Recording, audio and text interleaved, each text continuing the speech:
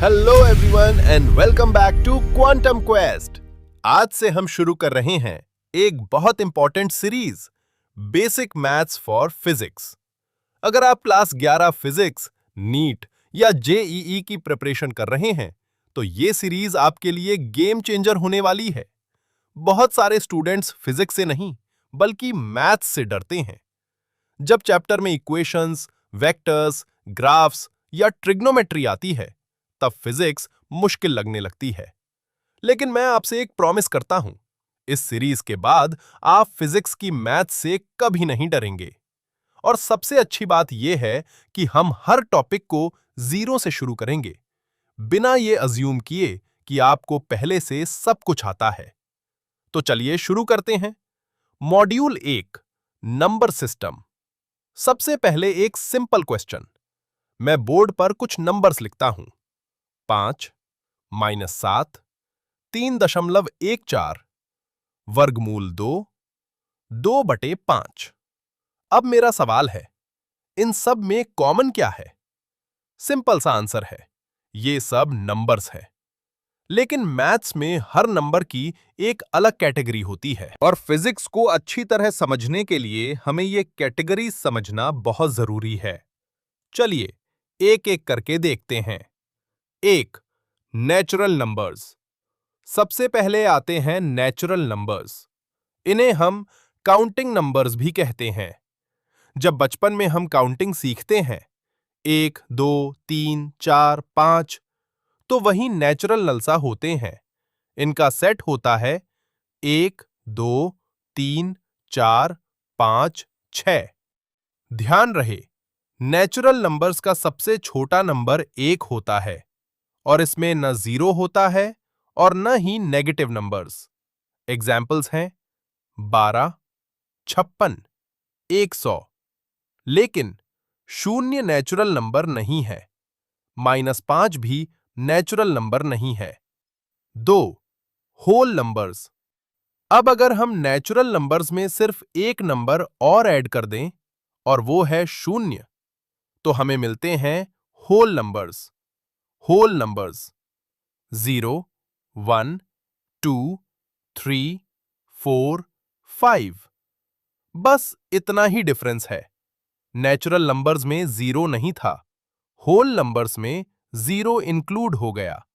और फिजिक्स में जीरो बहुत इंपॉर्टेंट है, जैसे zero velocity, zero force, zero energy change, zero current.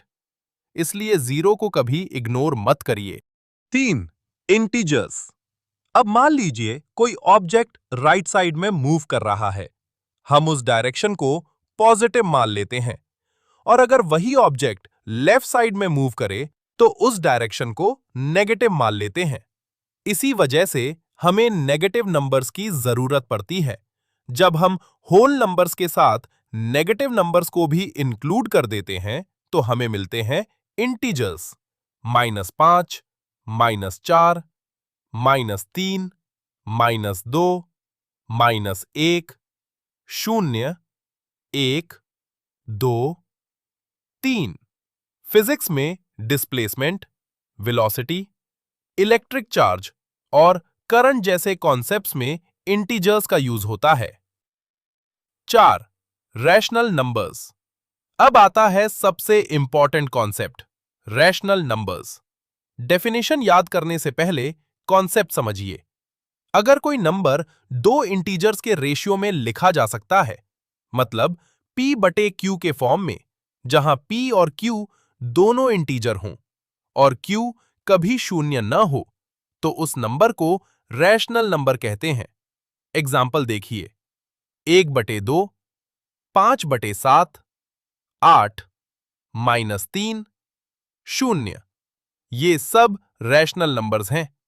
आप सोचेंगे, सर 8 कैसे रैशनल हुआ? सिंपल, 8 को हम 8/1 लिख सकते हैं और 0 को 0/1। इसलिए ये भी रैशनल नंबर्स है।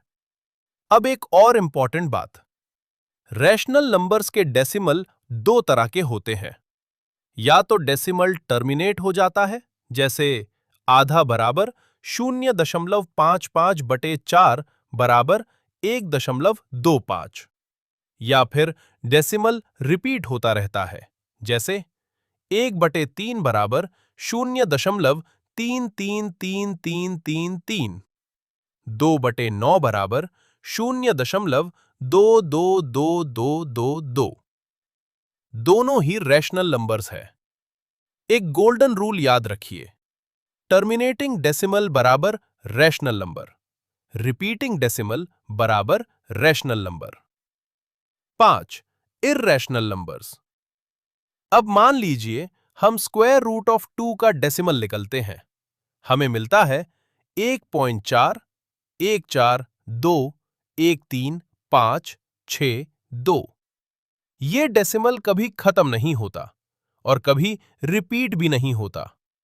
इसी वजह से वर्गमूल 2 एक इर्रेशनल नंबर है। इसी कैटेगरी में आते हैं वर्गमूल 3, वर्गमूल 5, वर्गमूल 7, पाई और ऑयलर नंबर ई। फिजिक्स में पाई का यूज बहुत ज्यादा होता है। Circular motion, rotation, simple harmonic motion, waves, oscillation.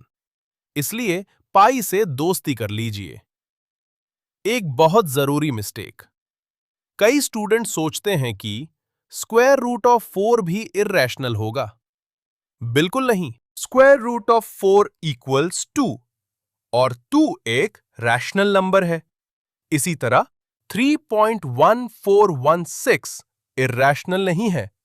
यह सिर्फ पाई का राउंडेड वैल्यू है। राउंडेड वैल्यू टर्मिनेटिंग डेसिमल होती है, इसलिए रैशनल होती है। एक्चुअल पाई ही इर्रेशनल नंबर है। 6. Real numbers. अब natural numbers, whole numbers, integers, rational numbers और इर्रेशनल नंबर्स, इन सबको मिला दीजिए। जो कलेक्शन बनता है उसे हम कहते हैं रियल नंबर्स। सिंपल लैंग्वेज में, जो भी नंबर लाइन पर एग्जिस्ट करता है वो रियल नंबर होता है। और फिजिक्स में लगभग हर कैलकुलेशन रियल नंबर्स पर ही बेस्ड होती है। अब हम नंबर सिस्टम ट्री समझते हैं। सबसे ऊपर होते हैं रियल नंबर्स। रियल नंबर्स दो पार्ट्स में डिवाइड होते हैं, रैशनल नंबर्स और इर्रेशनल नंबर्स। रैशनल नंबर्स के अंदर आते हैं इंटीजर्स, इंटीजर्स के अंदर होल नंबर्स और होल नंबर्स के अंदर नेचुरल नंबर्स। ये हायरार्की हमेशा याद रखिए। Physics connection. अब आप सोचेंगे, सर ये सब फिजिक्स में कहां यूज होगा? जब हम मास लिखेंगे, लेंथ लिखेंगे, time, velocity, acceleration, force, energy, हर जगह रियल नंबर्स का यूज होगा। डायरेक्शन बताने के लिए नेगेटिव नंबर्स आएंगे, कैलकुलेशंस में फ्रैक्शंस आएंगे, सर्कुलर मोशन में पाई आएगा और डायगोनल या वेक्टर प्रॉब्लम्स में स्क्वायर रूट ऑफ 2 और स्क्वायर रूट ऑफ 3 बार बार दिखाई देंगे।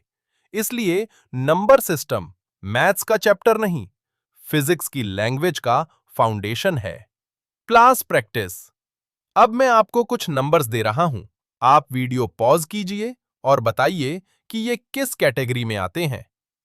1, 17(2), 0(3), -8 4, 5/11 5, वर्गमूल 2 6, पाई 7, वर्गमूल 49 8, 0.1259, 0.3333, 10, -25/7। इन सब के आंसर्स कमेंट्स में जरूर लिखिए, मैं चेक करूंगा। इस टॉपिक में हमने नंबर सिस्टम का फाउंडेशन कंप्लीट किया। नेक्स्ट टॉपिक्स में बेसिक मैथ्स फॉर फिजिक्स का सबसे इंपॉर्टेंट होने वाला है। मैं आपसे एक सवाल पूछता हूं। अगर मैं आपसे कहूं कि फिजिक्स के लगभग हर न्यूमेरिकल को सॉल्व करने के लिए सिर्फ 4 से 5 मैथमेटिकल स्किल्स की जरूरत होती है, तो सच यही है, फिजिक्स डिफिकल्ट नहीं होती। फिजिक्स के फॉर्मूलाज को मैनिपुलेट करना डिफिकल्ट लगता है। और आज के लेक्चर के बाद यह प्रॉब्लम हमेशा के लिए खत्म हो जाएगी। तो चलिए शुरू करते हैं फॉर्मूला मैनिपुलेशन। सबसे पहले एक फॉर्मूला देखते हैं। F बराबर ma। अगर फोर्स और मास दिए हों और एक्सेलरेशन निकालना हो तो क्या करेंगे? सिंपल, जिस क्वांटिटी को अकेला करना है उसके अलावा सबको दूसरी साइड भेज दो। यहां m मल्टीप्लिकेशन में है, दूसरी साइड जाते ही डिवीजन बन जाएगा। a बराबर F बटक m। अगर मास निकालना हो m बराबर F बटक a। बस इसी को फॉर्मूला मैनिपुलेशन कहते हैं। गोल्डन रूल नंबर 1, जो ऑपरेशन लेफ्ट साइड में होगा राइट साइड जाकर उसका ऑपोजिट ऑपरेशन बन जाएगा। एडिशन हो तो सब्ट्रैक्शन, सब्ट्रैक्शन हो तो एडिशन, मल्टीप्लिकेशन हो तो डिवीजन, डिवीजन हो तो मल्टीप्लिकेशन। ये रूल कभी फेल नहीं होता। Example 1, formula v equals u plus at। Acceleration निकालिए। सबसे पहले u को शिफ्ट करिए, v माइनस यू बराबर at। अब t मल्टीप्लिकेशन में है, दूसरी साइड डिवीजन बन जाएगा। a बराबर v minus you by T. Example 2, formula p बराबर w बाई टी। वर्क निकालिए, t को दूसरी साइड भेजो, w बराबर pt। एग्जाम्पल 3, फॉर्मूला रो बराबर m भट्टा v। मास निकालिए, m बराबर रो v। वॉल्यूम निकालिए, v बराबर m भट्टा रो। ये फॉर्मूलाज फिजिक्स में बार बार यूज होंगे। कुछ कॉमन मिस्टेक्स। गलती नंबर 1, ऑपरेशन चेंज करना भूल जाना। गलती नंबर 2, सिर्फ न्यूमरेटर शिफ्ट कर देना, हमेशा पूरा टर्म शिफ्ट होता है। गलती नंबर 3, ब्रैकेट लगाना भूल जाना, जैसे a बराबर v माइनस यू बटे टी। ब्रैकेट बहुत इंपॉर्टेंट है। क्विक प्रैक्टिस, खुद ट्राई करिए। 1, f बराबर m, a में m2, v बराबर i r में r3, s बराबर ut प्लस आधा at की घात 2 में u4, p बराबर w बटे t में t। 5, v बराबर u प्लस at में t। अब नेक्स्ट, साइंटिफिक नोटेशन। अब मान लीजिए हमें स्पीड ऑफ लाइट लिखनी है 300 करोड़ मीटर प्रति सेकंड। क्या हर बार इतना बड़ा नंबर लिखना प्रैक्टिकल है? बिल्कुल नहीं। इसलिए साइंटिफिक नोटेशन का यूज होता है। रूल, दशमलव को ऐसे शिफ्ट करो कि लेफ्ट साइड सिर्फ एक नॉन जीरो डिजिट बचे। 3 करोड़ बराबर 3 गुणा 10 की घात 8, 0.000, 4 5 बराबर 4.5 गुणा 10 की घात -4। ट्रिक, डेसिमल लेफ्ट गया तो पॉजिटिव पावर, डेसिमल राइट गया तो नेगेटिव पावर। ये ट्रिक कभी मत भूलना। साइंटिफिक नोटेशन एग्जाम्पल्स, 56,000 बराबर 5.6 गुणा 10 की घात 4 0.00000। 7 बराबर 7 गुणा 10 की घात -6। 4,50,000 बराबर 4.5 गुणा 10 की घात 6 0.0032 बराबर 3.2 गुणा 10 की घात -3। अब next topic, significant figure. Significant figure बताते हैं कि किसी मेजरमेंट की एक्यूरेसी कितनी है। रूल्स याद रखिए। रूल 1, नॉन जीरो डिजिट्स हमेशा सिग्निफिकेंट होते हैं। 245 इक्वल्स 3 सिग्निफिकेंट फिगर्स। रूल 2, बीच के जीरोज सिग्निफिकेंट होते हैं। 1005 equals 4 significant figures. Rule 3, starting के जीरोज सिग्निफिकेंट नहीं होते। 0.0045 equals 2 significant figures. Rule 4, ending zeros decimal के बाद हो तो सिग्निफिकेंट होते हैं। 2.500 equals 4 significant figures. Short trick. Initial zeros. Trailing zeros without decimal and power on tens are non-significant figures और exact numbers have infinite zeros. अब next topic, logarithms. Physics में logarithm का यूज मेनली कैलकुलेशंस और exponential relations में होता है। सबसे important formulas याद रखिए। लॉग ऑफ द 10 बराबर 1, लॉग ऑफ द 100 बराबर 2, लॉग ऑफ तो 1000 बराबर 3, लॉग ऑफ तो 1 बराबर 0। Important properties are log of the A B बराबर log A plus log B, log A बटे बी बराबर log A minus log B, log A की घात n बराबर n लॉग ए। ये तीन प्रॉपर्टीज सबसे ज्यादा यूज होती हैं। बाकी एडवांस प्रॉपर्टीज बाद में सीखेंगे। इसमें हमने सीखा formula manipulation, scientific notation, significant figures, logarithms. अगर ये 4 टॉपिक स्ट्रॉन्ग हैं, तो आप फिजिक्स के बहुत सारे न्यूमेरिकल्स बिना मैथ से डरे सॉल्व कर पाएंगे। Homework questions. फॉर्मूला मैनिपुलेशन करिए। 1. F बराबर MA से M फाइंड दो। V बराबर IR से I फाइंड। 3. P बराबर IR से I find. F equals MA implies find M। 2. V equals IR implies find I। 3. P equals W over T implies find W। 4. S equals UT plus 1/2 AT squared implies find A। 5. Rho equals M over V implies find V। Scientific notation 1. 560,000 2. 0.00008 to 3. 78 million 4. 0.0000091 5 4 Arab 56 crore scientific notation में लिखिए। अब बताइए कितने significant figures हैं? 1. 452 0.04503 1024 0.00565 7.8000। Logarithms solve करिए।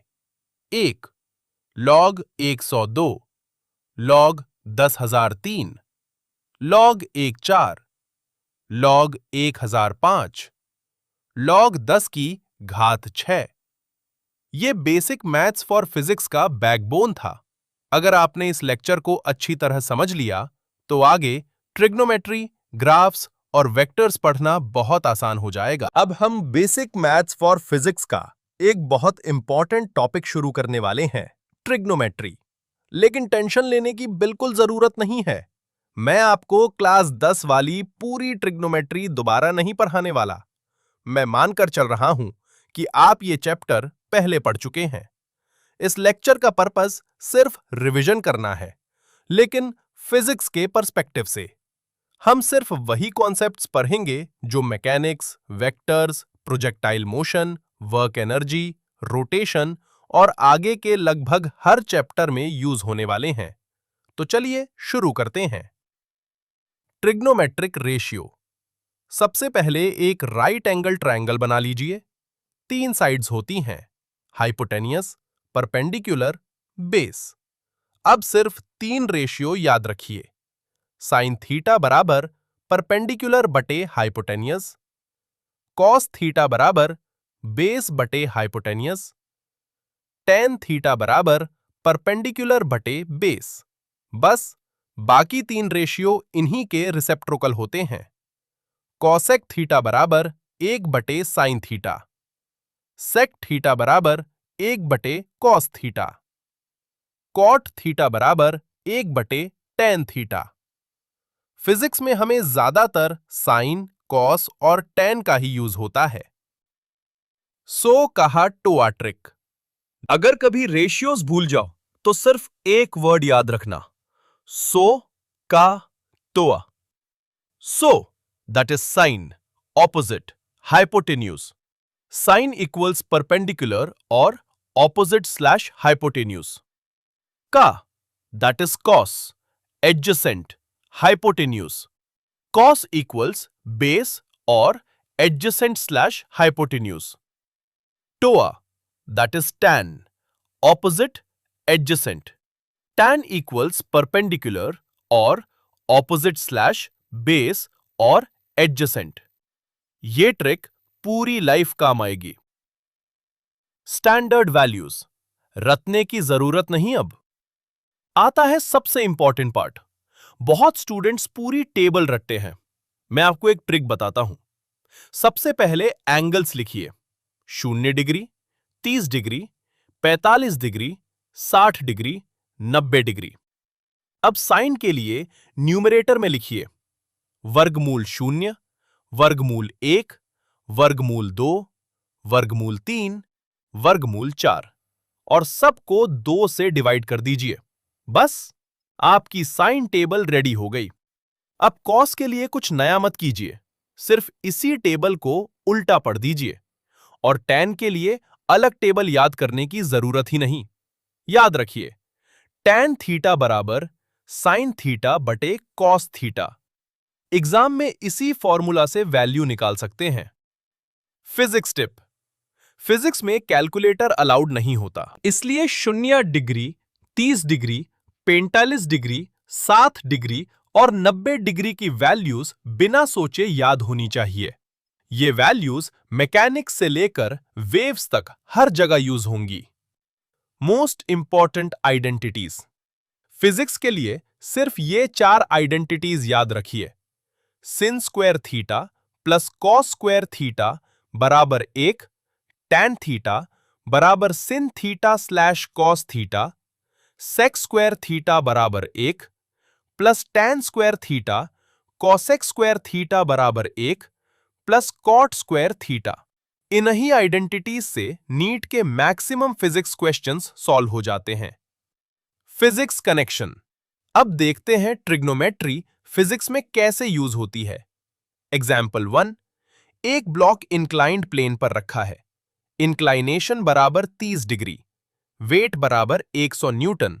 Slope के along force कितना होगा? फॉर्मूला, फोर्स अलोंग स्लोप बराबर W गुणा साइन थीटा बराबर 100 गुणा साइन 30 डिग्री बराबर 100 गुणा 1/2 बराबर 50 न्यूटन। देखा, सिर्फ साइन 30 डिग्री याद होने से क्वेश्चन सॉल्व हो गया।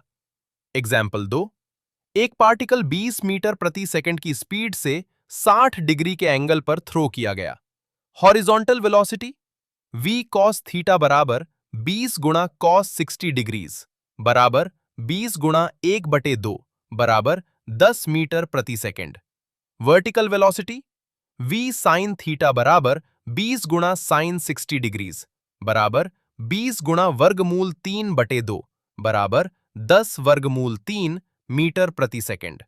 प्रोजेक्टाइल मोशन में ये कैलकुलेशन बार बार आएगी। क्विक ट्रिक, बिगनर्स के लिए एक simple trick. Horizontal component means cos, vertical component means sine. हर जगह ये रूल अप्लाई नहीं होता, लेकिन मैकेनिक्स के शुरुआती चैप्टर्स में ये ट्रिक काफी हेल्पफुल रहेगी।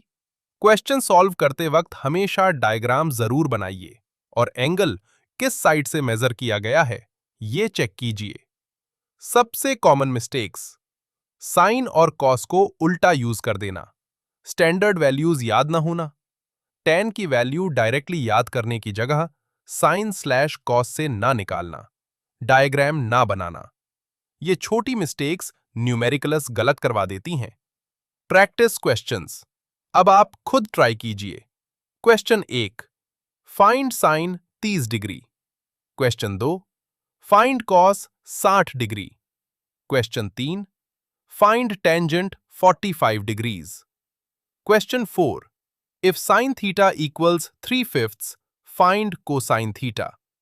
Question 5, a force of 50 newtons acts at 60 degrees with the horizontal. Find its horizontal component.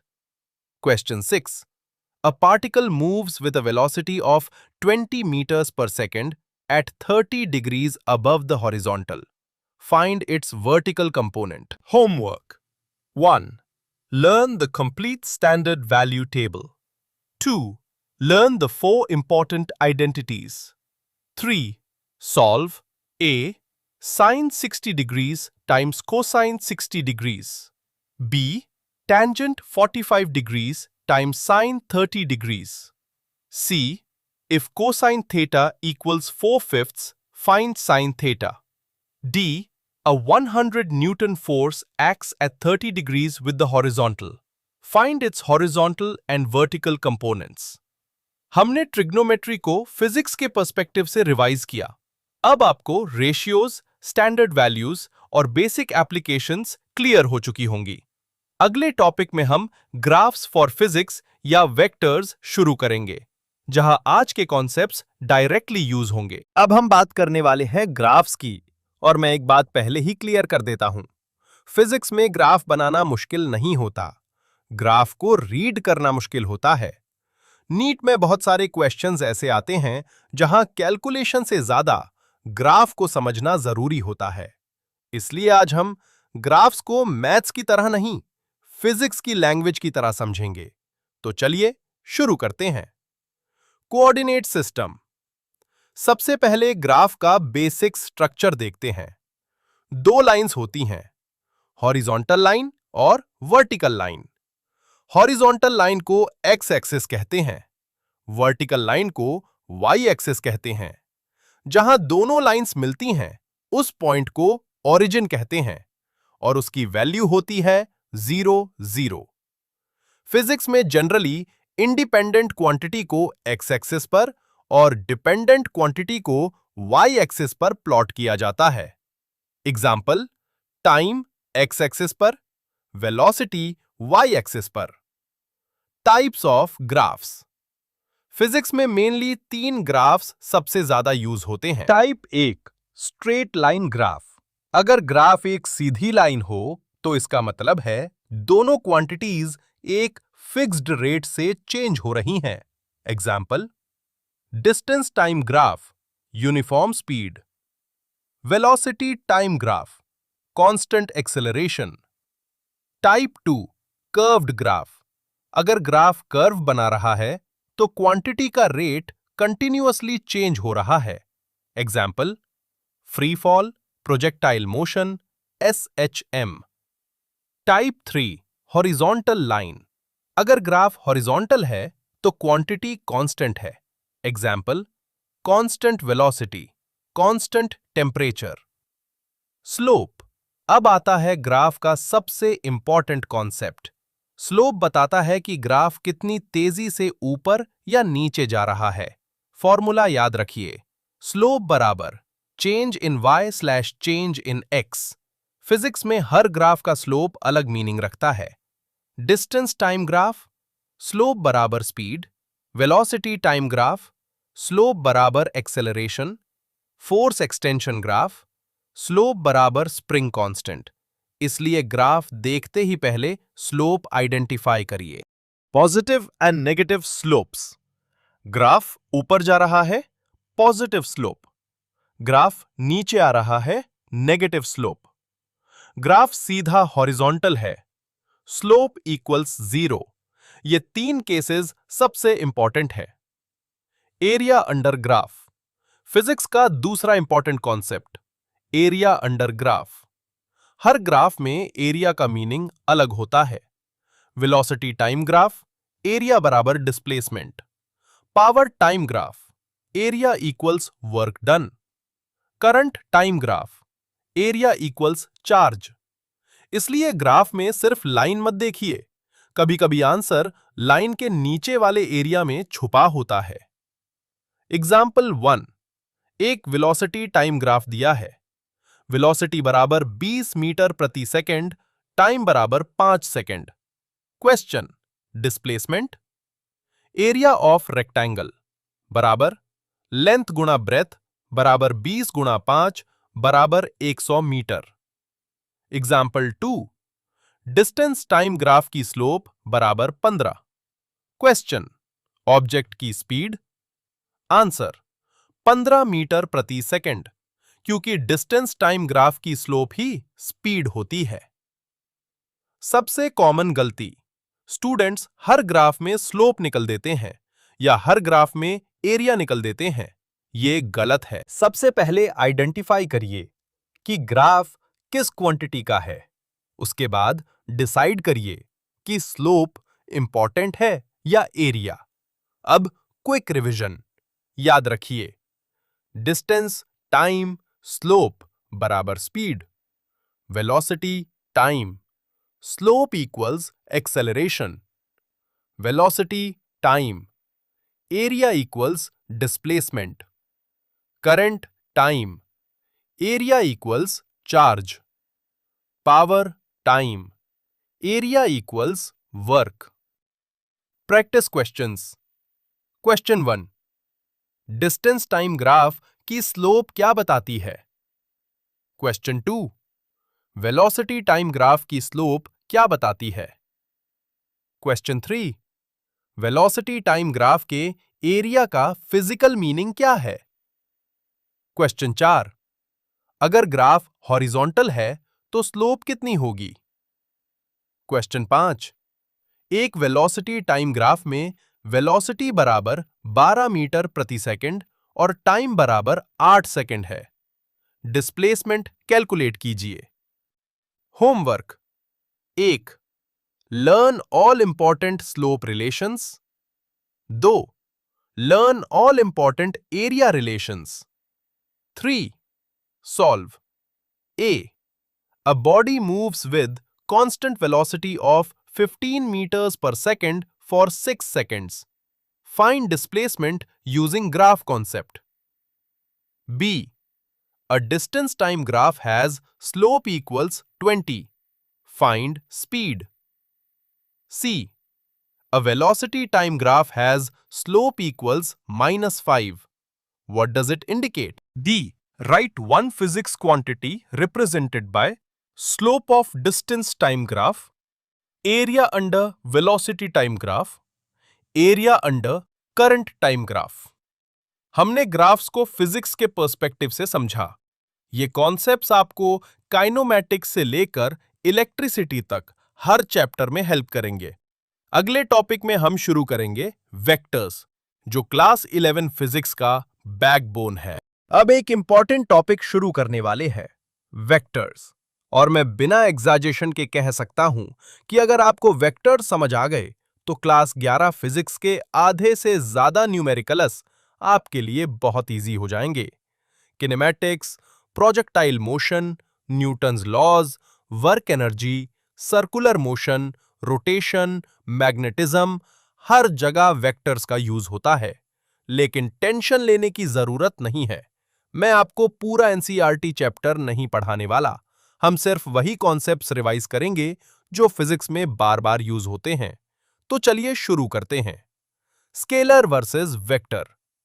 सबसे पहले एक सिंपल सवाल, अगर मैं बोलूं एक कार की स्पीड 60 किलोमीटर प्रति घंटा है, क्या यह इंफॉर्मेशन कंप्लीट है?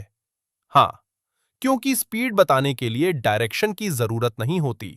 लेकिन अगर मैं बोलूं कार 60 किलोमीटर प्रति घंटा की स्पीड से ईस्ट की तरफ जा रही है, अब मैंने सिर्फ स्पीड नहीं बताई, डायरेक्शन भी बता दी।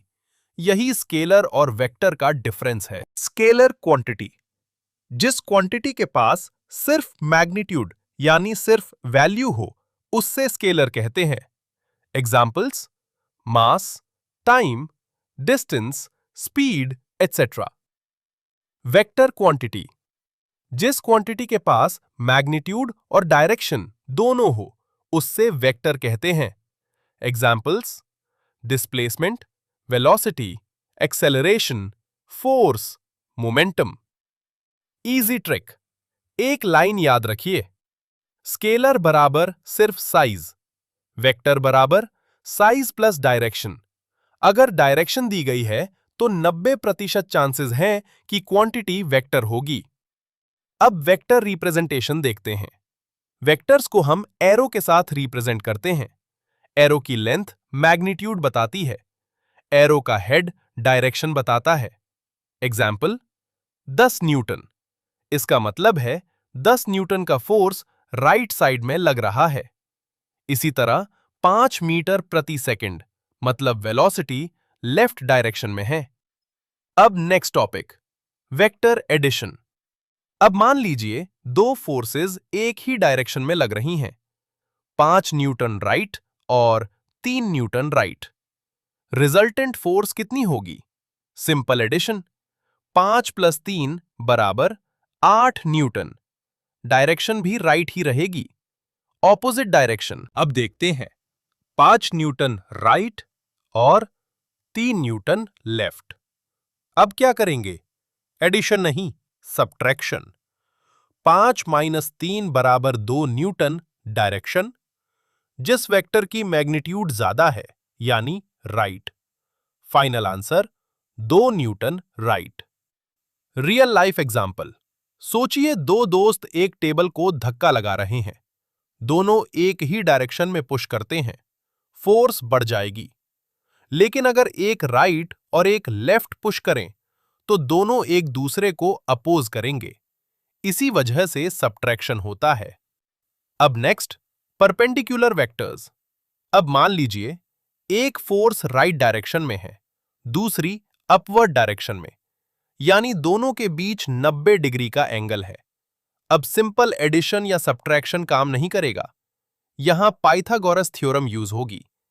रिजल्टेंट का फॉर्मूला R बराबर वर्गमूल a की घात 2 प्लस b की घात 2।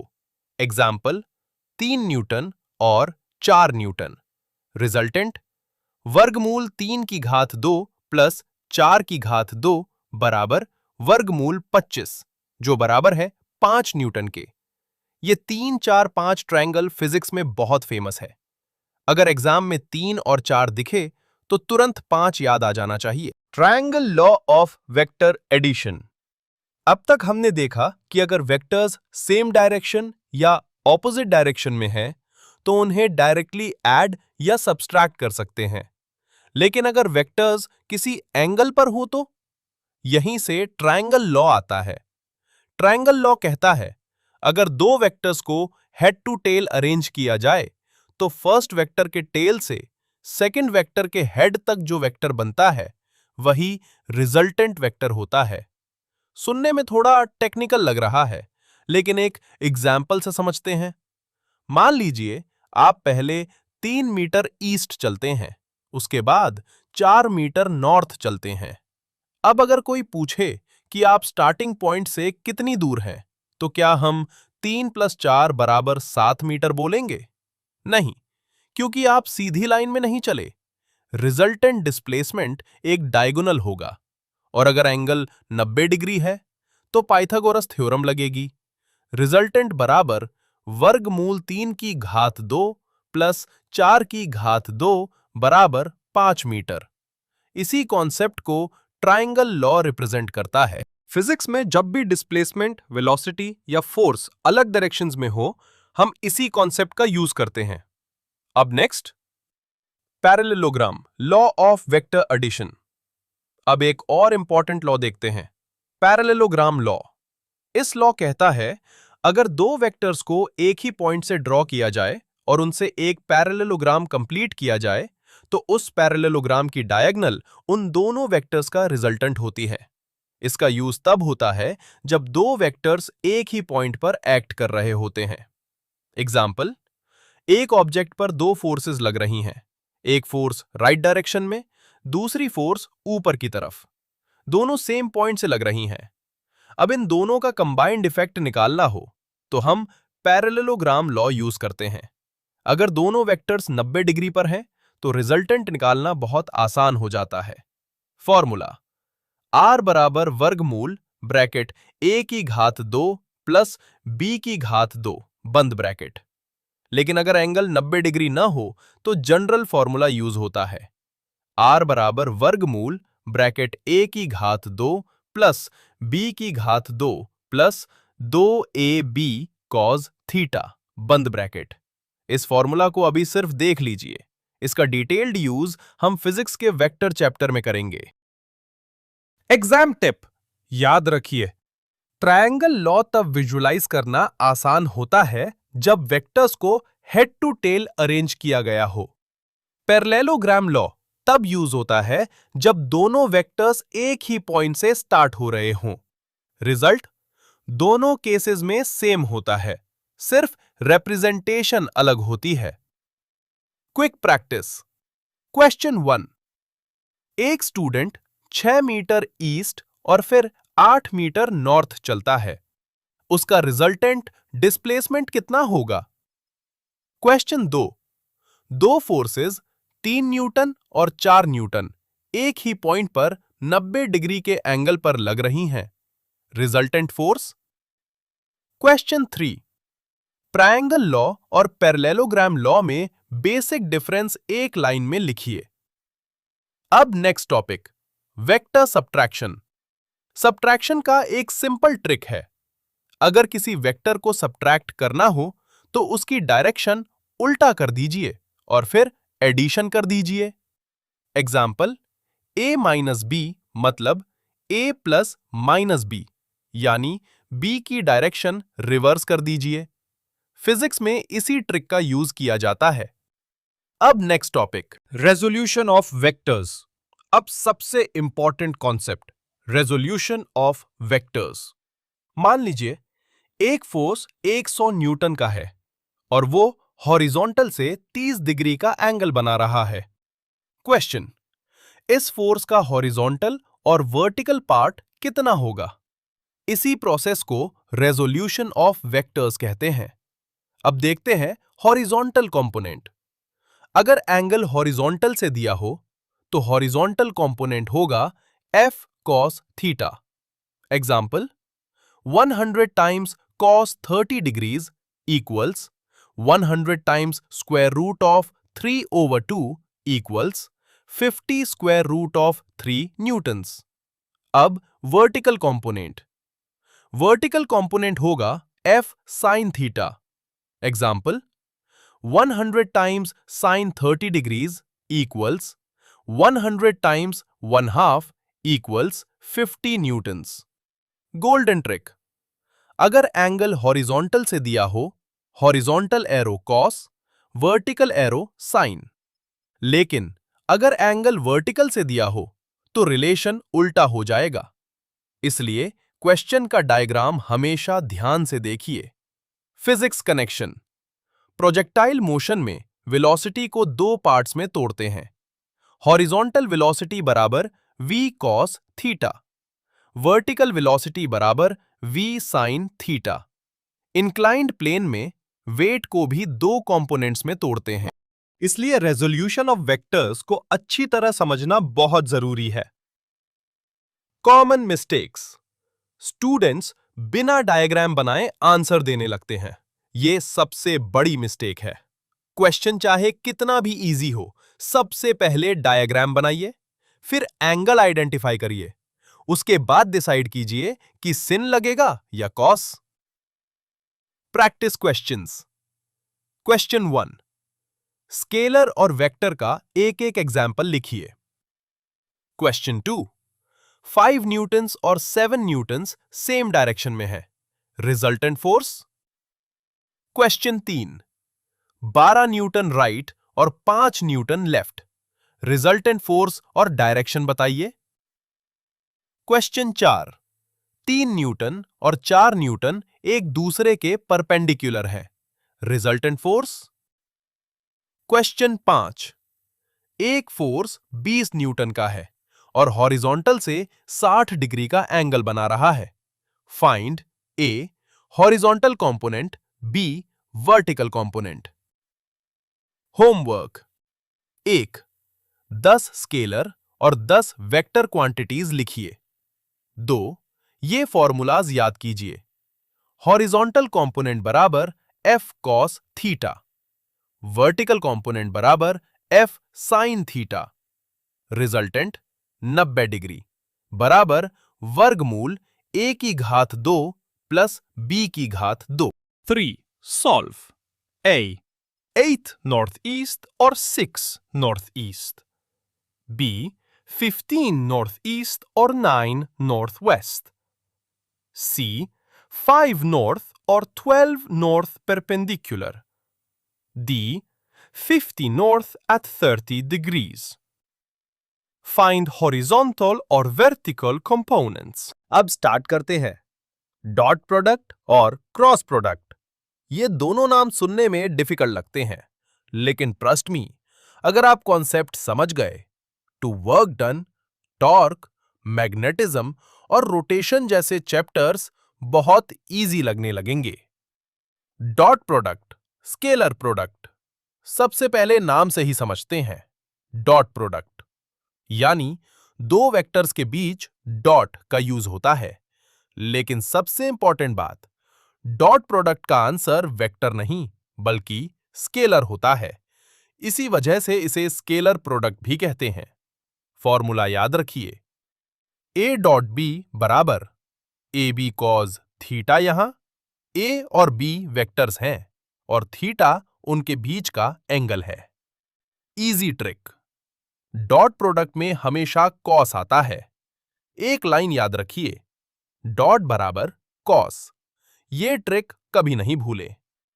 फिजिक्स मीनिंग, डॉट प्रोडक्ट बताता है कि एक वेक्टर का कितना पार्ट दूसरे वेक्टर की डायरेक्शन में काम कर रहा है। इसी वजह से वर्क डन में डॉट प्रोडक्ट यूज होता है।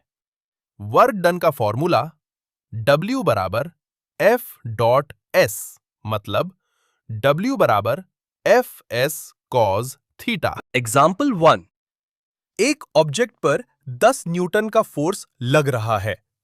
ऑब्जेक्ट 5 मीटर मूव करता है। फोर्स और डिस्प्लेसमेंट सेम डायरेक्शन में है। एंगल 0 डिग्री, cos 0 डिग्री बराबर 1। वर्क डन बराबर 10 गुना 5 गुना 1 बराबर 50 जूल। एग्जाम्पल 2, अब फोर्स और डिस्प्लेसमेंट के बीच एंगल 90 डिग्री है। cos 90 डिग्री बराबर 0, वर्क डन बराबर 0। ये बहुत इंपॉर्टेंट कॉन्सेप्ट है। अगर फोर्स डिस्प्लेसमेंट के परपेंडिकुलर हो तो वर्क डन 0 होता है। इसी वजह से सर्कुलर मोशन में सेंट्रीपेटल फोर्स वर्क नहीं करता। यह नीट का फेवरेट कॉन्सेप्ट है। डॉट प्रोडक्ट समरी, एंगल बराबर 0 डिग्री, मैक्सिमम वर्क, एंगल बराबर 90 डिग्री, जीरो वर्क एंगल बराबर 180 डिग्री, नेगेटिव वर्क। बस इतना याद रखिए। Cross product, vector product. अब बात करते हैं क्रॉस प्रोडक्ट की। क्रॉस प्रोडक्ट में दो वेक्टर्स के बीच गुणा होता है और इसका आंसर वेक्टर, इसीलिए इसे वेक्टर प्रोडक्ट कहते हैं। फॉर्मूला, ए क्रॉस बी बराबर A B sine theta. Easy trick, एक लाइन याद रखिए, क्रॉस बराबर साइन डॉट में कॉस, क्रॉस में साइन, बस कंफ्यूजन खत्म।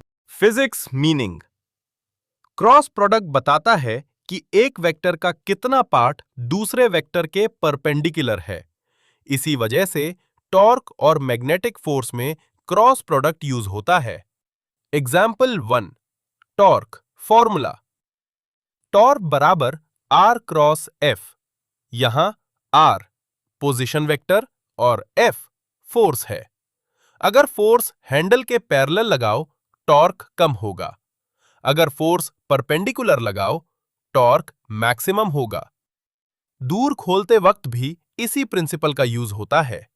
Example 2, magnetic force. Formula, F बराबर Q V गुना B।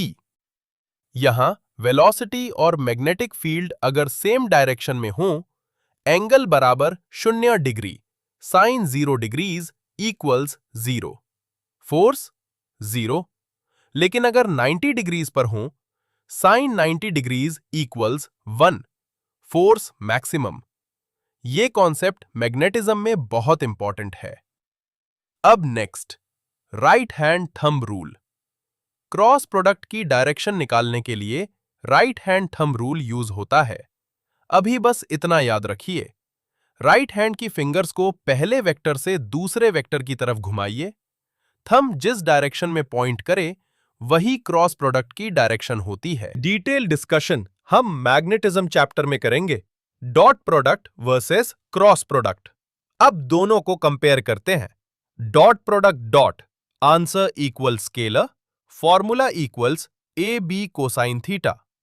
फिजिक्स एप्लीकेशंस है work done, power, flux.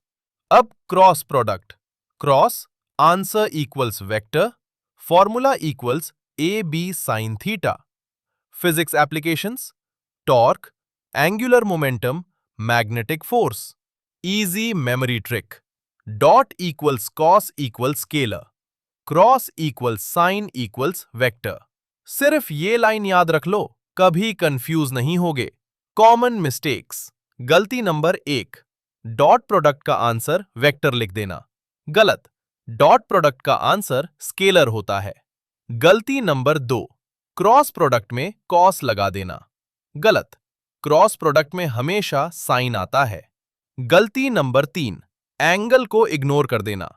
Physics में 0 डिग्री, 90 डिग्री और 180 डिग्री बहुत इंपॉर्टेंट होते हैं। Practice questions.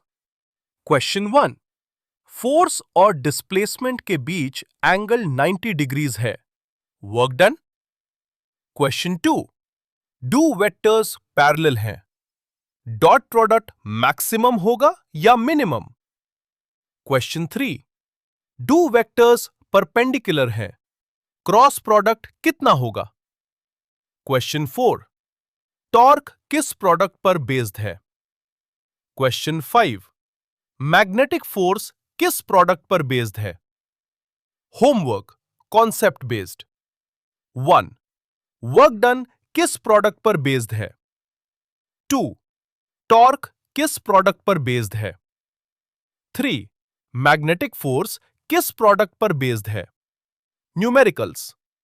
1, 10 Newton force, 4 meters displacement, angle equals 60 degrees. Find work done. 2, 20 Newton force, 5 meters displacement, angle equals 90 degrees. Find work done.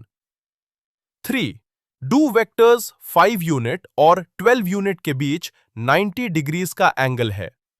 Find dot product और cross product. Final revision. सिर्फ ये 6 points याद रखिए।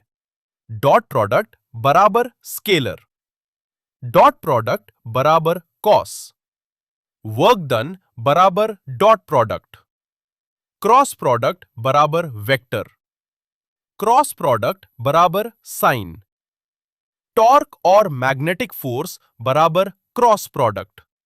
अगर ये 6 points clear है तो आप वेक्टर्स के लिए फिजिक्स रेडी है। अब हम शुरू करने वाले हैं एक ऐसा टॉपिक जिसका नाम सुनते ही बहुत स्टूडेंट्स घबरा जाते हैं, कैलकुलस। लेकिन मैं आपसे एक प्रॉमिस करता हूं, इस लेक्चर में ना हम डिफिकल्ट प्रूफ्स करेंगे, ना कॉम्प्लिकेटेड डेरिवेशंस और ना ही जेईई लेवल कैलकुलस पढ़ने वाले हैं।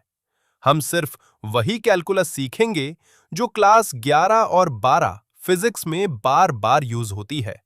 अगर आपको सिर्फ डिफरेंशिएशन और इंटीग्रेशन का बेसिक आइडिया समझ आ गया, तो मोशन, इलेक्ट्रिसिटी, मैग्नेटिज्म और मॉडर्न फिजिक्स के बहुत सारे कॉन्सेप्ट्स ऑटोमेटिकली इजी लगने लगेंगे। तो बिना किसी डिले के लेक्चर शुरू करते हैं। कैलकुलस क्या है? सिंपल लैंग्वेज में कैलकुलस चेंज को स्टडी करने की मैथमेटिक्स है। फिजिक्स में हर चीज चेंज होती रहती है।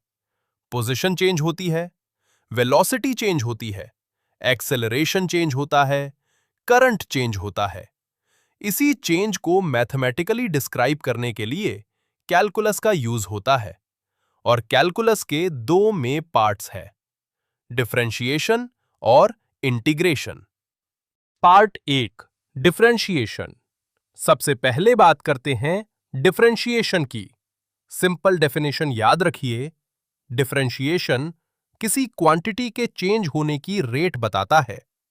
अगर पोजीशन चेंज हो रही है तो उसके चेंज की रेट वेलोसिटी होगी। और अगर वेलोसिटी चेंज हो रही है तो उसके चेंज की रेट एक्सेलरेशन होगी।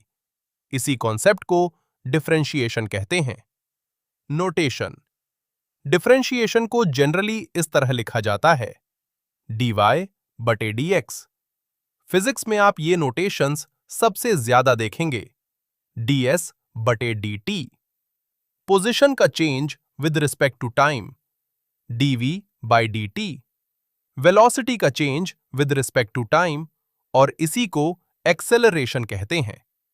इन सिंबल्स से दोस्ती कर लीजिए, ये पूरी फिजिक्स में बार बार दिखाई देंगे। बेसिक डेरिवेटिव फॉर्मूले। अब कुछ इंपॉर्टेंट फॉर्मूले देखते हैं, ये सब याद होने चाहिए। कांस्टेंट का derivative, d by D X of c equals 0। मतलब कांस्टेंट कभी चेंज नहीं होता, इसलिए उसका डेरिवेटिव 0 होता है।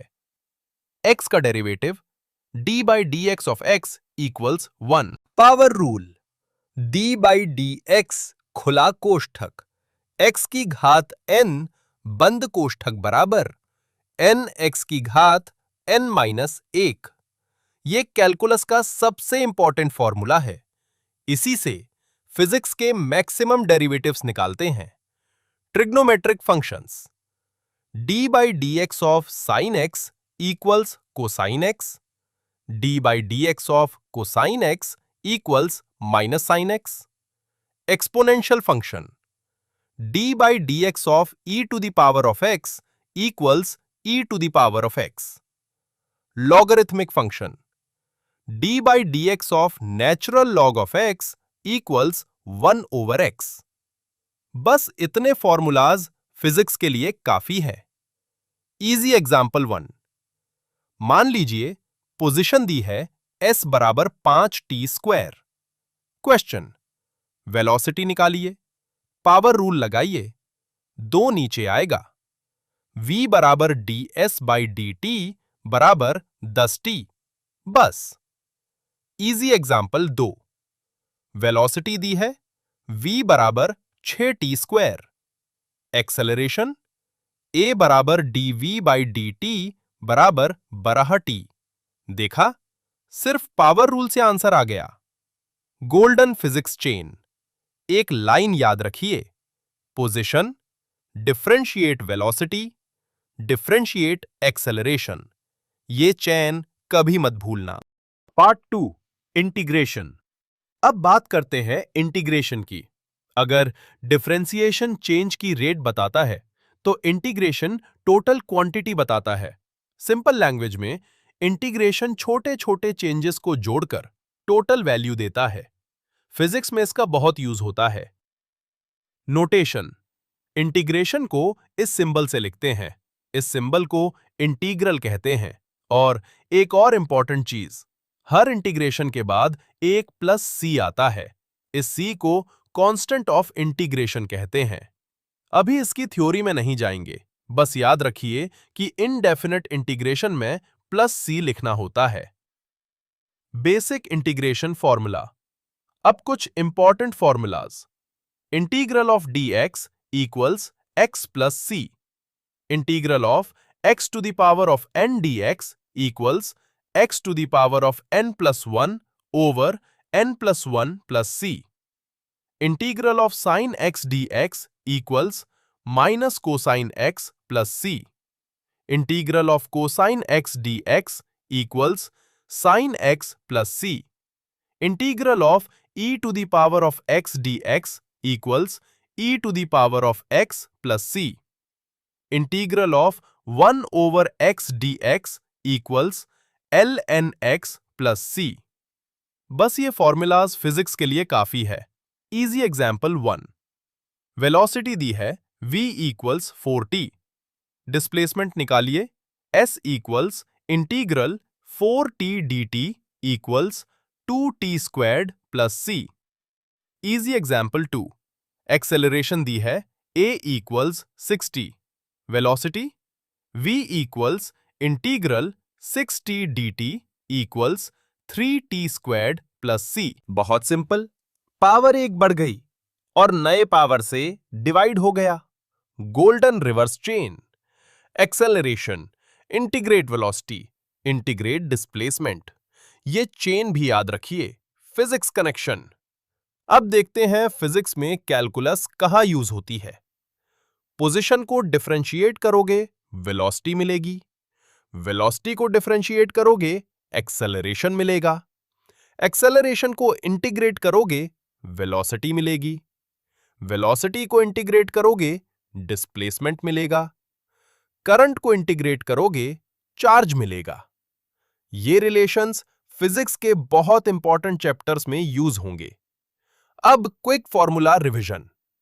Derivative constant to 0 x to 1, x to the power of n to n, x to the power of n minus 1, sin x to cosine x, cosine x to minus sin x, e to the power of x to e to the power of x, ln x to 1 over x, integration 1 to x plus c, x to the power of n to x to the power of n plus 1 over n plus 1 plus c, sin x to minus cosine x plus c, cosine x to sin x plus c, e to the power of x to e to the power of x plus c, 1 over x to ln x plus c। Common mistakes. Students अक्सर derivative और integration के formulas उल्टा याद कर लेते हैं।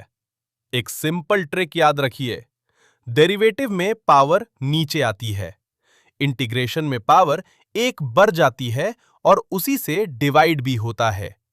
और integration में प्लस सी लिखना कभी मत भूलिए। Practice questions.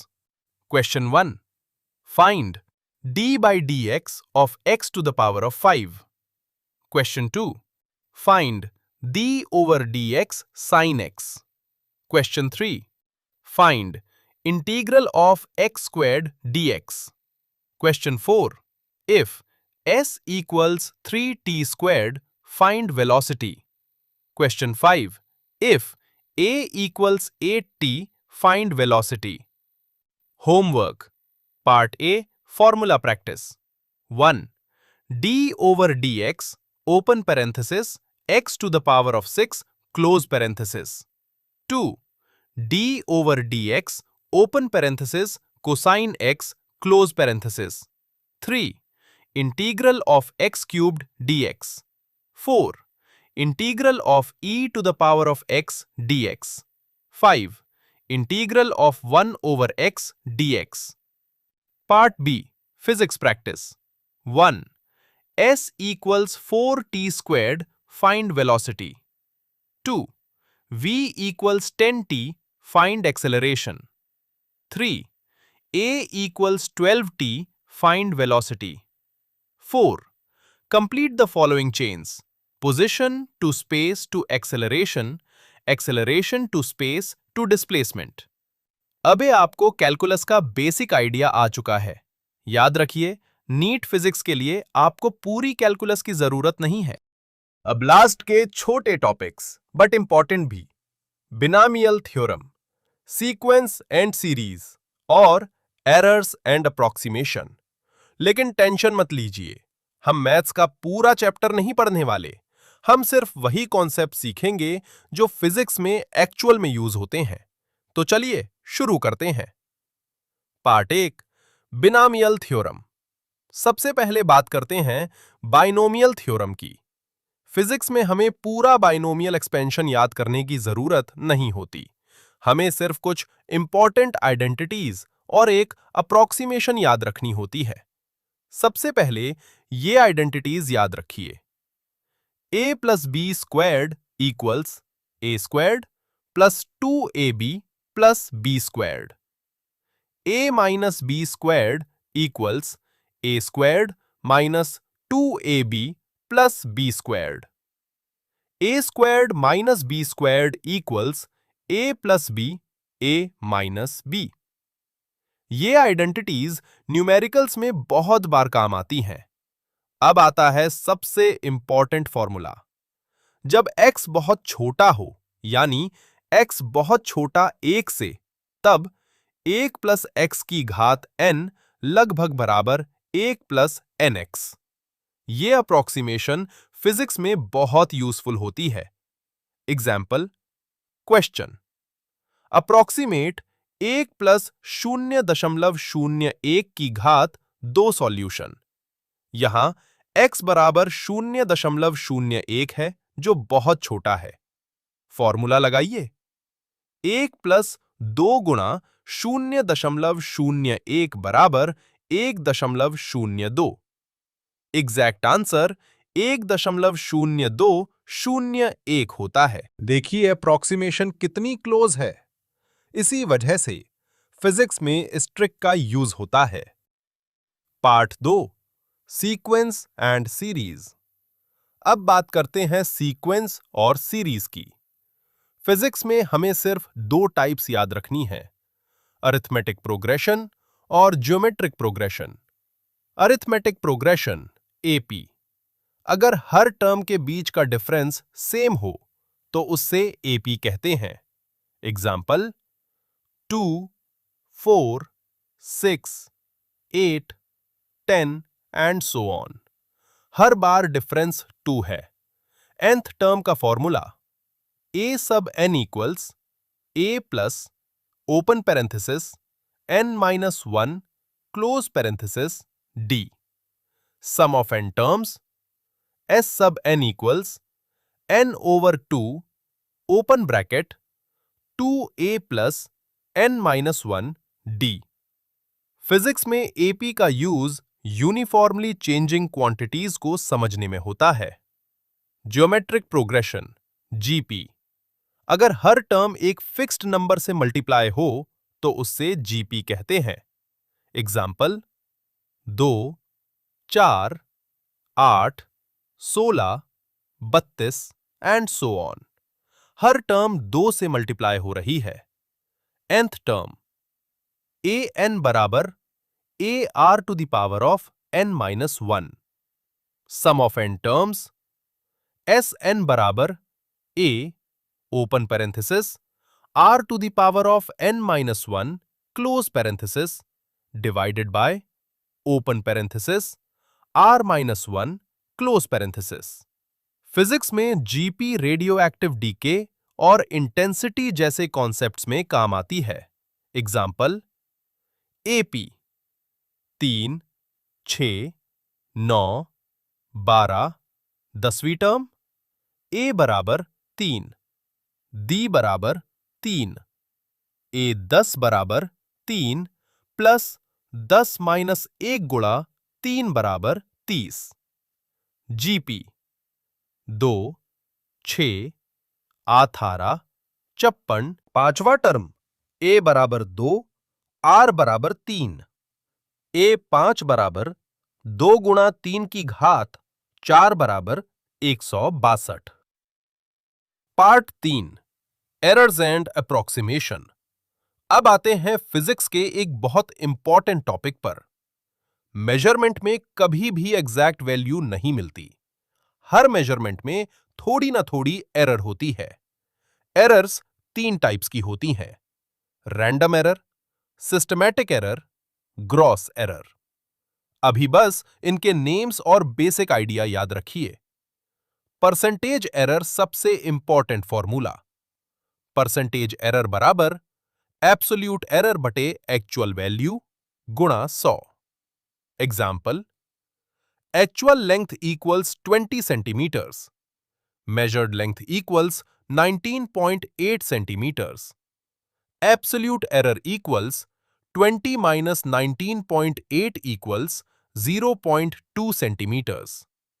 Percentage error equals 0.2 divided by 20 times 100 equals 1%. अब देखते हैं approximation rules. एक सिंपल रूल याद रखिए। एडिशन और सब्ट्रैक्शन में डेसिमल प्लेसेस देखिए, मल्टीप्लिकेशन और डिवीजन में सिग्निफिकेंट फिगर्स देखिए। ये रूल न्यूमेरिकल्स में बहुत यूजफुल होता है। डायमेंशनल थिंकिंग, एक और हैबिट डेवलप कीजिए। कभी भी फॉर्मूला यूज करने के बाद यूनिट्स चेक जरूर करिए। एग्जाम्पल, वेलोसिटी बराबर डिस्टेंस बटा टाइम SI यूनिट, मीटर प्रति सेकंड। एक्सेलरेशन बराबर वेलोसिटी बटा टाइम SI यूनिट, मीटर प्रति सेकंड की घात 2। अगर यूनिट मैच नहीं कर रही तो कैलकुलेशन दोबारा चेक करिए। कई बार इसी ट्रिक से सिली मिस्टेक्स पकड़ में आ जाती हैं। Quick revision. आज के लेक्चर से सिर्फ ये पॉइंट्स याद रखिए। Binomial approximation 1 plus x to the power of n is approximately equal to 1 plus nx. AP a sub n equals a plus n minus 1 d. GP a sub n equals a r to the power of n minus 1. Percentage error equals absolute error divided by actual value times 100. आओ रे, numerical solve करने के बाद units check करना कभी मत भूलिए। Practice questions. Question 1. Approximate. Open parenthesis 1 plus 0.02 close parenthesis cubed. Question 2. Find the 10th term of the AP. 3, 7, 11, ... Question 3. Find the 6th term of the GP. 2, 6, 18, ... Question 4. Actual mass equals 50 grams. Measured mass equals 49 grams. Find the percentage error. Question 5. Write the SI unit of A. Velocity, B. Acceleration, C. Force, D. Energy. Homework. 1. Learn these formulas by heart. A plus B squared, A minus B squared, A squared minus B squared. 1 plus x to the power of n is approximately equal to 1 plus nx. A sub n equals A plus n minus 1 d. A sub n equals AR to the power of n minus 1. Percentage error equals absolute error divided by actual value times 100. 2. Solve the following. A. Approximate 1 plus 0.005 to the power of 4. B. Find the 15th term of the AP. 5, 8, 11. C. Find the sum of the first 10 terms of the AP. 2, 4, 6. D. Find the 5th term of the GP. 3, 6, 12. E. Actual value equals 100. Measured value equals 98. Find the percentage error. और इसी के साथ हमारी basic mathematics finish होती है। Congratulations! अब आपके पास वो मैथमेटिकल फाउंडेशन है जो क्लास 11 और क्लास 12 फिजिक्स के ऑलमोस्ट हर चैप्टर में काम आएगी। अब हम कॉन्फिडेंस के साथ फिजिक्स की एक्चुअल जर्नी शुरू कर सकते हैं और दिए गए सारे होमवर्क्स कंप्लीट करिएगा, जिससे आपकी प्रैक्टिस बने और आप आगे के चैप्टर्स में कॉन्फिडेंस गेन कर ले। प्लस, अगर आपको कोई टॉपिक नहीं समझ आया हो तो परेशान नहीं हो, वीडियो फिर से देखो एंड और डिटेल में आगे के लेक्चर्स में समझा जाओगे।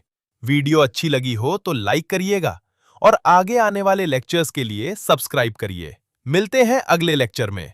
तब तक के लिए keep learning and keep exploring and आगे के लिए ऑल द बेस्ट।